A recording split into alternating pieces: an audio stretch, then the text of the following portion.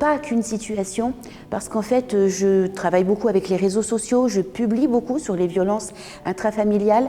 Et en fait, ce qui se passe, c'est que les personnes me contactent. Elles n'osent pas faire le 115, parce qu'elles se disent 115, c'est un petit peu, des fois, associé au SDF et tout ça. Donc, et elles n'osent pas appeler la gendarmerie parce qu'elles ont peur.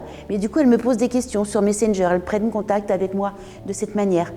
Et voilà, j'ouvre le dialogue, je les laisse parler, la parole se libère et ensuite je les dirige, moi, localement, vers les bons intervenants.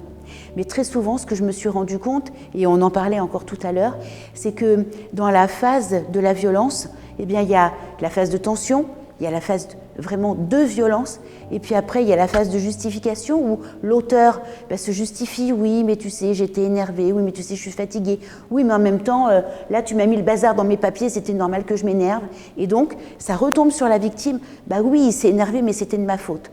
Puis après ça, il va passer dans ce qu'on appelle la lune de miel, où tout d'un coup, il s'est rendu compte qu'il allait un peu plus loin, un peu trop loin, que peut-être la victime va porter plainte. Alors là, il est merveilleux, il est gentil, il lui paye tout ce qu'on veut, le restaurant, les bouquets de fleurs, toutes les attentions possibles.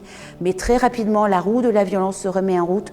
Et c'est comme ça que des personnes qui étaient parties pour porter plainte nous rappellent en disant « Non, non, je me suis un peu emballée, mais en fait, non, c'est pas grave, je laisse tomber. » Et puis en fait, 15 jours après, elles nous rappellent en disant « Ah non, non, mais c'est pire qu'avant. » Voilà. Et là, c'est ces moments-là qu'il faut saisir pour mettre le processus en route. Et surtout, ce qu'on explique à nos élus, c'est qu'il ne faut jamais faire à la place de la victime. Jamais anticiper, parce qu'après, elle nous le reproche en disant « Mais moi, j'ai rien demandé, c'est vous qui m'avez obligé. » Donc, c'est très difficile pour nous parce qu'on connaît bien ces trous et on sait très bien qu'on va la revoir, qu'elle va revenir et qu'on aimerait bien ne pas la voir à la première page des journaux parce qu'il y a eu un drame.